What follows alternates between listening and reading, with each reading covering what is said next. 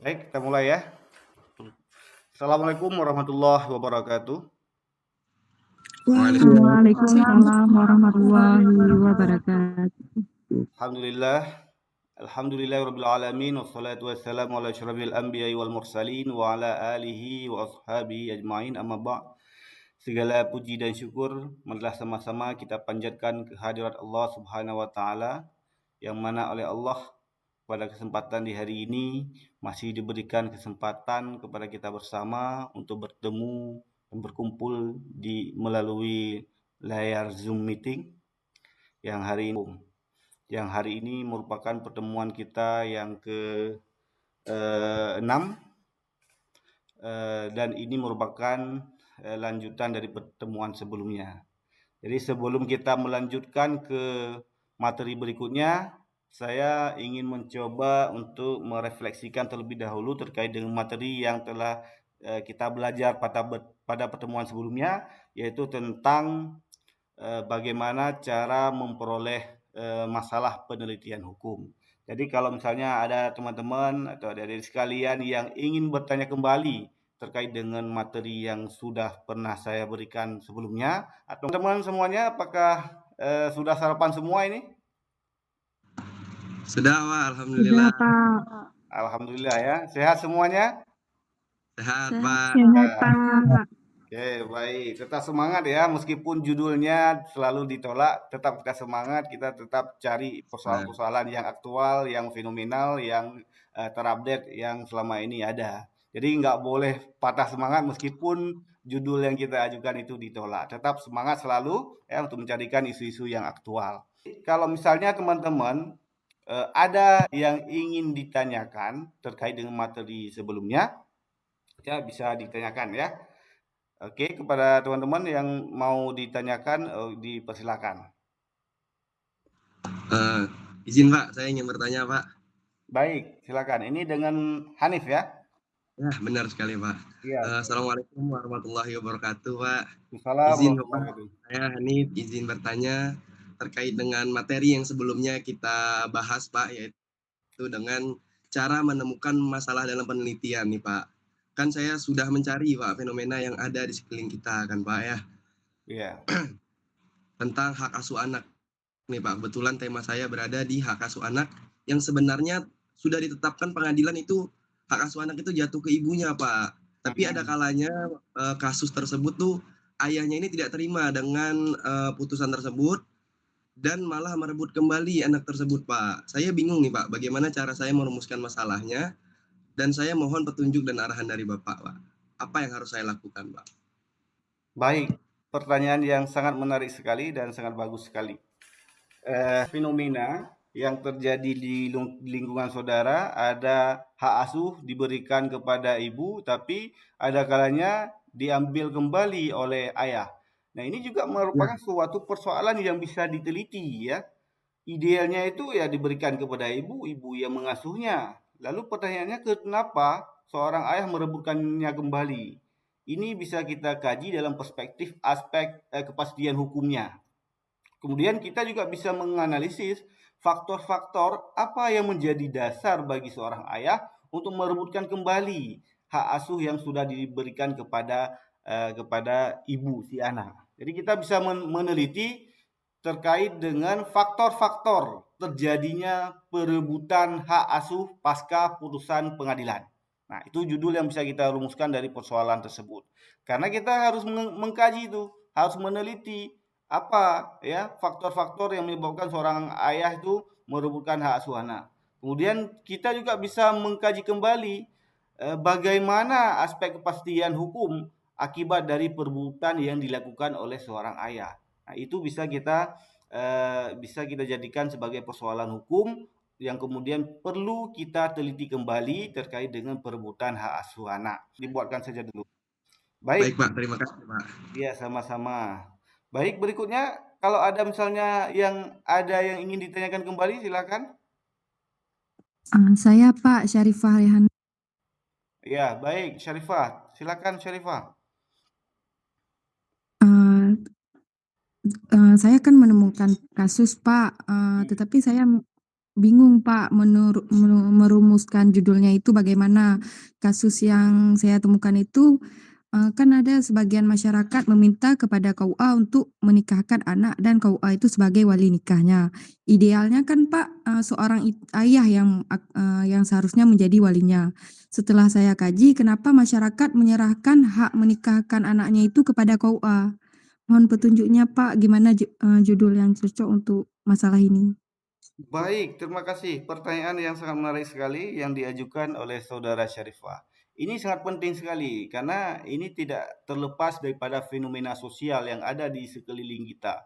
Dalam kenyataan yang ada di tempat kita, barangkali ada sebagian orang atau orang tua yang tidak mau dia untuk menikahkan sendiri anaknya, tapi dia lebih condong untuk menyerahkan hak pernikahannya kepada KUA. Dan ini bisa juga kita teliti apa faktor-faktor yang menyebabkan seorang ayah itu harus menyerahkan hak menikahkan anak kepada KUA. Padahal idealnya itu kan dia yang bertindak sebagai wali nikah yang akan menikahkan anak perempuannya kepada laki-laki.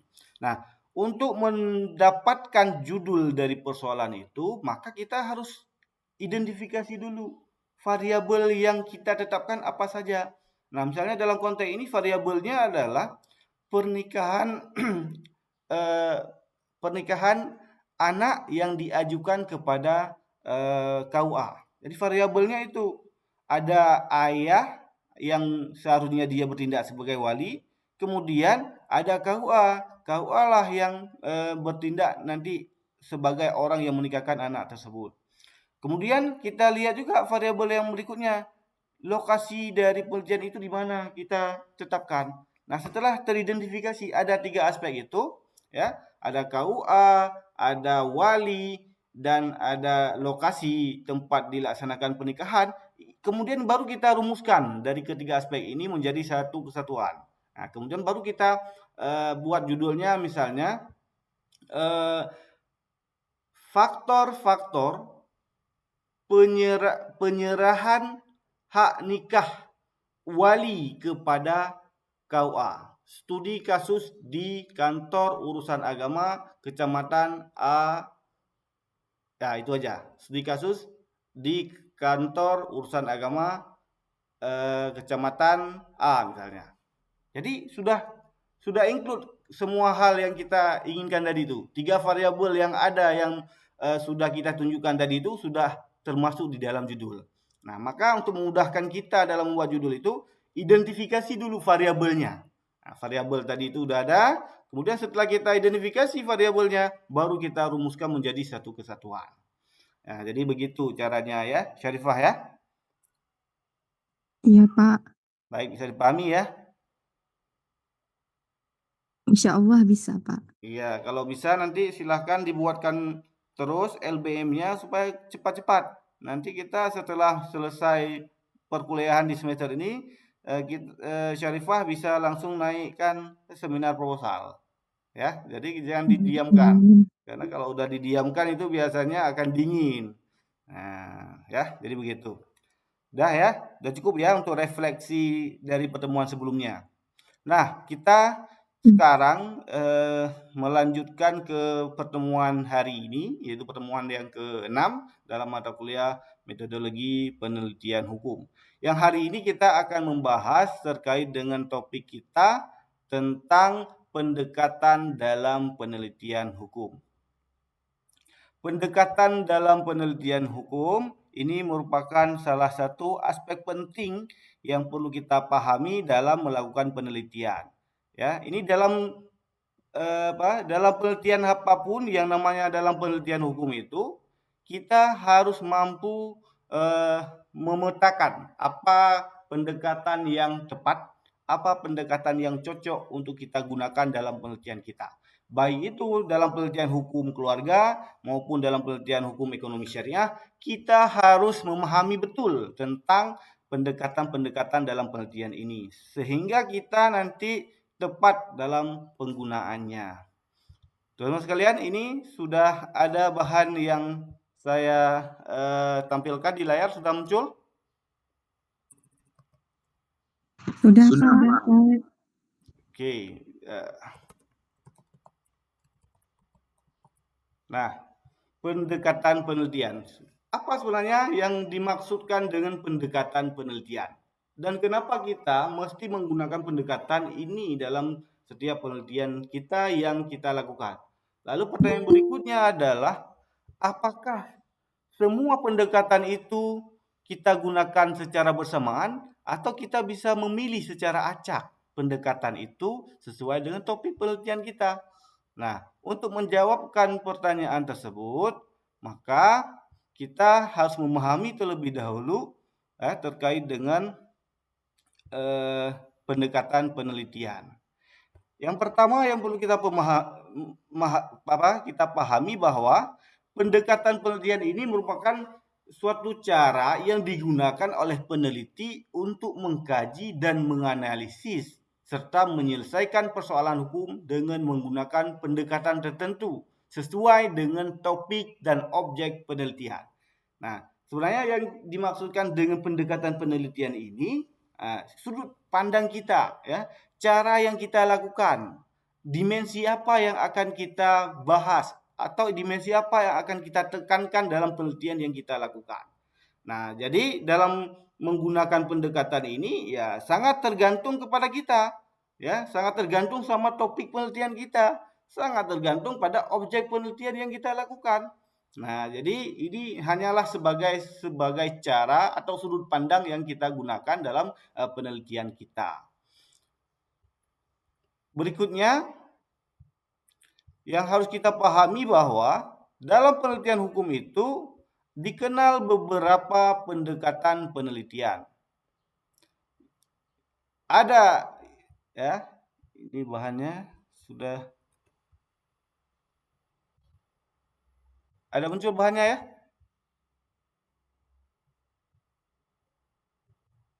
Ada muncul slide berikutnya?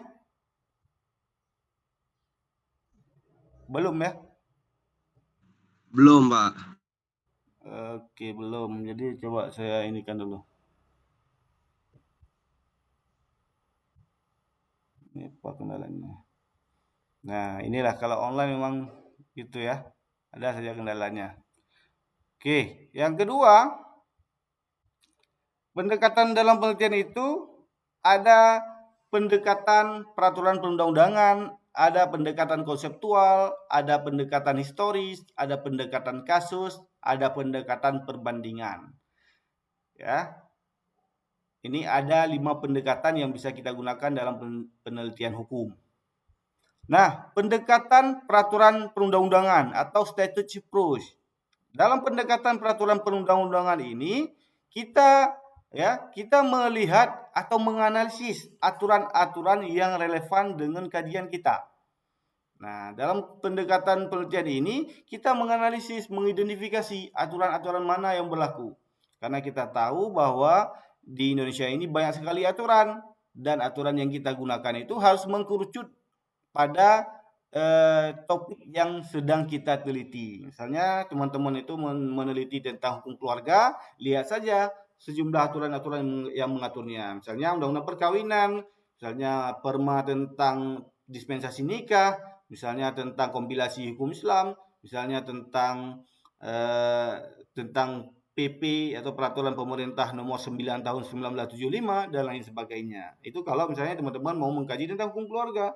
Tapi kalau teman-teman mau membahas tentang ekonomi syariah, maka teman-teman harus merujuk kepada sejumlah aturan yang mengatur tentang ekonomi syariah. Misalnya tentang perbankan syariah yang diatur dalam Undang-Undang Nomor 21 Tahun 2008 tentang perbankan syariah.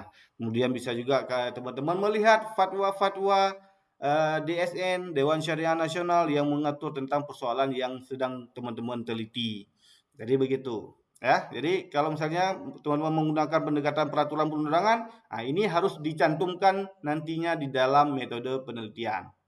Yang berikutnya adalah pendekatan konseptual. Nah, ini pendekatan konseptual ini jika teman-teman mau menggunakan konsep-konsep tertentu, mau menganalisis konsep-konsep tertentu yang terdapat di dalam fikih, misalnya dalam konsep teori-teori ilmu hukum dan lain sebagainya. Jadi kalau misalnya teman-teman mau menganalisis tentang pendekatan konseptual ini, maka teman-teman harus mencantumkan di bagian pendekatan penelitian dalam metode penelitian yang teman-teman bahas.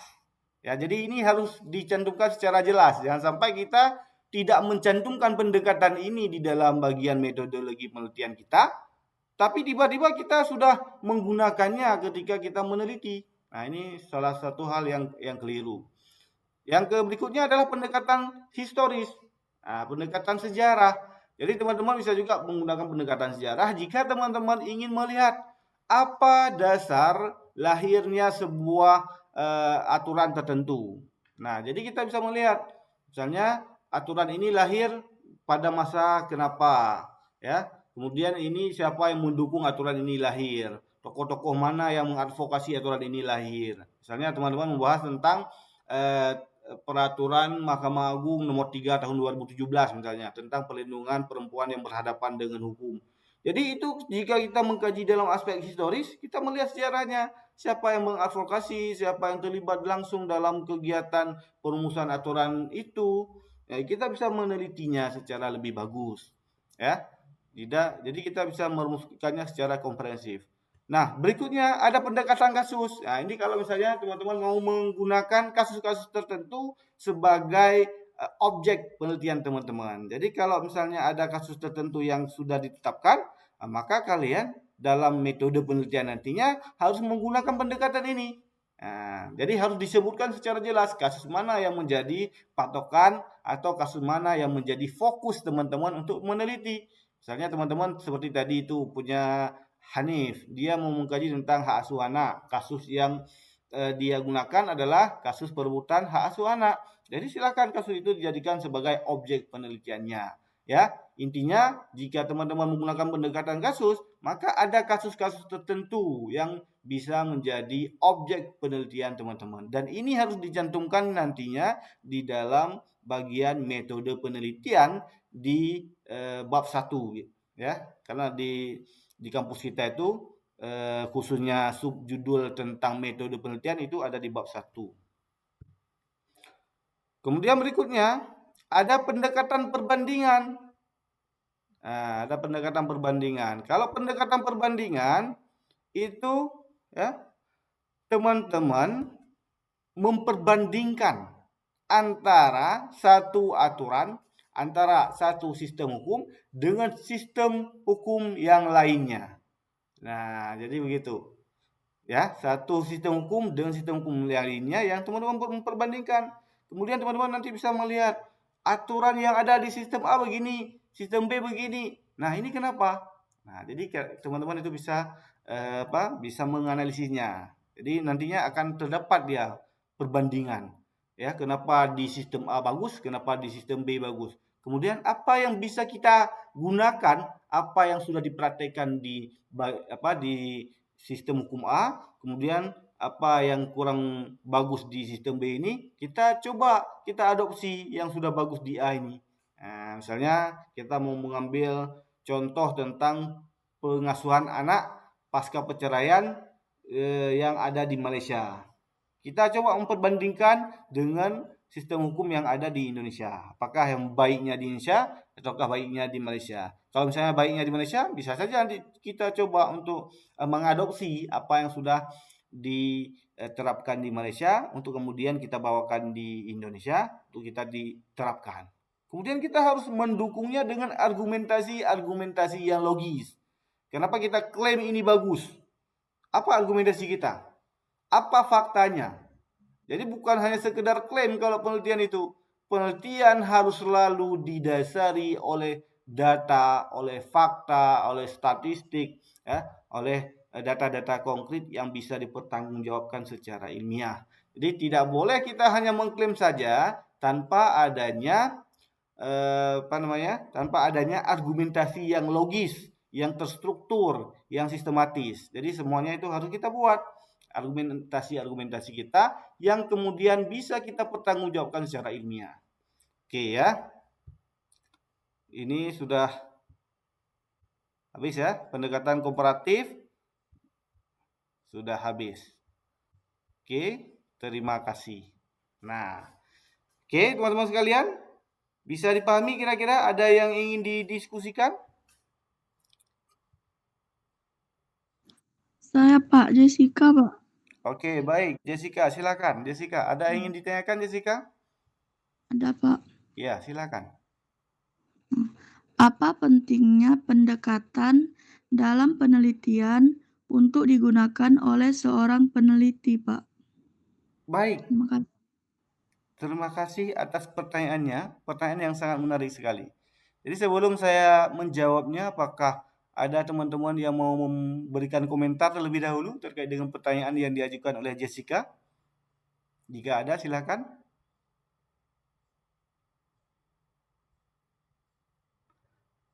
Oke, kalau nggak ada nanti ya saya jawabkan saja pertanyaan yang diajukan oleh teman kita Jessica. Apa pentingnya pendekatan penelitian dalam penelitian kita? Nah, ini saya rasa sangat penting sekali supaya penelitian yang kita bahas itu menjadi lebih terfokus. Penelitian kita itu tidak kemana-mana menerawang. Dengan kita menggunakan pendekatan yang ada, maka penelitian kita itu langsung dia fokus penekanannya apa. Apakah kita menekankan pada aturannya saja? Jika kita menggunakan pendekatan peraturan perundang-undangan, maka kita fokus kita itu pada aturan-aturan yang ada. Kita analisis norma hukumnya, apa yang masih lemah norma hukum di bidang yang kita teliti itu. Nah, jadi dengan kita menetapkan fokus pada peraturan perundang-undangan, maka kita nggak melihat lagi kenapa lahirnya norma itu. Tidak. Karena kenapa? Karena pendekatan yang kita pilih sudah tepat. Nah, dan juga kita nggak akan menggunakan perbandingan. Nggak akan menggunakan pendekatan perbandingan ketika misalnya kita sudah menggunakan pendekatan peraturan perundang-undangan. Jadi fokus kita ke situ. Nah, jadi tujuan daripada penggunaan pendekatan dalam penelitian ini adalah supaya penelitian kita menjadi terfokus dan kita tidak kemana-mana. Jadi begitu ya. Nah, jadi dan dalam penelitian itu kita bisa menggunakan 2 sampai 3 pendekatan. Nah, bisa kita menggunakan 2 misalnya, selain kita menggunakan pendekatan peraturan perundang-undangan, kita juga bisa menggunakan pendekatan misalnya pendekatan konseptual. Jadi kita hanya menganalisis konsep-konsepnya saja. Apakah konsepnya bagaimana? Apakah masih bisa kita kritisi konsep-konsep itu? Saya rasa kalau yang namanya penelitian itu sah-sah saja untuk kita kritisi ya. Oke, demikian ya Jessica ya, bisa dipahami kira-kira? Bisa, Pak. Oke, ada yang mau ditambahkan? Atau ada teman-teman yang lainnya yang mau mengajukan penelitian yang mau mengajukan pertanyaan? Silakan. Saya, Pak. Oke, baik. Ini Tira ya, Tira Fitri ya. Silakan Ibu Tira. Ya Pak, jadi kan Ya. saya mau melakukan pendekatan peraturan perundang-undangan di penelitian saya. Jadi itu gimana Pak cara untuk mencarinya tuh untuk memasukkan peraturan perundang-undangan tuh di dalam penelitian saya? Mohon arahan dari Bapak. Iya. Soalnya saya nggak terlalu ngerti Pak. Baik, terima kasih. Pertanyaan yang sangat menarik sekali. Jika kita menggunakan pendekatan peraturan perundang-undangan, apa yang harus kita lakukan? Nah, penggunaan pendekatan peraturan perundang-undangan artinya kita merujuk kepada aturan. Kita merujuk kepada norma hukum. Kita sekarang mau kaji tentang apa dulu? Setelah kita tahu, kita tetapkan dulu kita mau misalnya mau mengkaji tentang pemberian nafkah iddah pasca perceraian. Jadi kita lihat terlebih dahulu norma hukumnya. Dalam Undang-Undang Perkawinan itu mengatur tentang nafkah pasal berapa. Kita lihat misalnya pasal 41. Itu diatur bahwa pengadilan dapat membebankan nafkah kepada mantan istri. Kemudian kita juga bisa merujuk kepada pasal 149 kompilasi hukum Islam. Kita bisa merujuk kepada pasal 150 kompilasi hukum Islam. Itu norma-norma hukum yang bisa kita petakan terlebih dahulu. Dan bisa juga kita merujuk kepada peraturan Mahkamah Agung yang mengatur tentang nafkah ini. ya yang mengatur tentang hak perempuan pasca perceraian. Setelah kita identifikasi norma hukum yang ada dalam berbagai peraturan perundang-undangan, maka baru kita analisis apa kelemahan daripada norma ini. Apakah norma ini diterapkan secara maksimal ataukah masih ada kelemahan-kelemahannya sehingga proses pemberlakuannya itu tidak berlaku secara optimal. Jadi kita bisa menganalisisnya. Nah, itu kalau dalam konteks hukum perkawinan. Kalau Tira misalnya mau mengkaji tentang ekonomi syariah, lain lagi norma hukumnya. Nah, norma hukumnya kalau ekonomi syariah ya merujuk kepada kanun tentang LKS misalnya, Lembaga Keuangan Syariah. Teman-teman bisa merujuk misalnya pada Undang-Undang Perbankan Syariah. Nah, itu kan sudah beda normanya. Nah, jadi berbeda topik, berbeda norma yang kita jadikan sebagai dasar aturan hukumnya. Jadi sampai ke situ kita harus memahaminya dengan betul. Nah, jadi sebelum Tira menetapkan fokusnya, ya, Tira itu harus mampu mengidentifikasi terlebih dahulu. Ya, harus mampu mengidentifikasi terlebih dahulu topiknya apa yang akan dibahas. Begitu kira-kira. Bisa dipahami kira-kira Tira? Bisa, Pak. Baik, terima kasih. Ada yang lain yang mau bertanya? Kalau tidak, nanti kita akhiri pertemuan kita dan akan kita simpulkan terkait dengan materi yang kita pelajari pada hari ini. Barangkali di antara teman-teman ada yang bisa menyimpulkan terkait dengan materi kita pada hari ini? Saya, Pak. Oke, ini dengan Jumaida ya. Oke, silakan Iya, Jumaida. Pak. Baik, jadi terkait materi hari ini, yang dapat saya simpulkan bahwa pendekatan dalam penelitian itu sangat penting karena dapat membantu peneliti menentukan arah penelitian yang jelas. Dan adanya pendekatan, peneliti dapat lebih fokus dalam melihat dan menganalisis suatu masalah dari sudut pandang tertentu sehingga penelitian menjadi lebih terarah dan sesuai dengan topik yang dibahas. Pendekatan juga membantu peneliti dalam memilih data, metode analisis, serta dasar hukum yang akan digunakan. Jadi dengan adanya pendekatan penelitian dapat berfungsi untuk mengkerucutkan isu dan mempermudah peneliti dalam menyusun penelitian secara sistematis, terarah, dan mudah dipahami, sehingga setiap peneliti itu wajib menggunakan dapat memberikan pemahaman kepada kita bersama bahwa pendekatan penelitian ini ya penting sekali bagi kita untuk kita gunakan dalam setiap penelitian kita.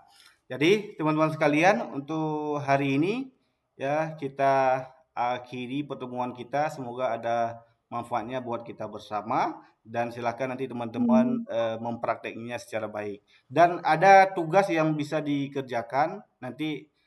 Tugasnya yang pertama adalah teman-teman itu silahkan dirumuskan pendekatan ini dalam setiap penelitian yang teman-teman lakukan. Ini masing-masing kan sudah ada judulnya. Misalnya Hanif sudah ada judul tadi, Tira sudah ada judul, Jessica sudah ada judul. Nanti silakan pendekatan ini dirumuskan dan nanti kita akan cek kembali pada pertemuan yang akan datang. Ya, terima kasih atas kehadirannya, terima kasih atas segala masukannya yang sangat aktif sekali dan ini menjadi refleksi kita sehingga menjadi bahan bagi kita yang bisa kita aplikasikan dalam setiap penelitian yang akan kita lakukan. Demikianlah yang dapat saya sampaikan. Terima kasih atas segala perhatian. Saya akhiri dengan Assalamualaikum warahmatullahi wabarakatuh. Waalaikumsalam.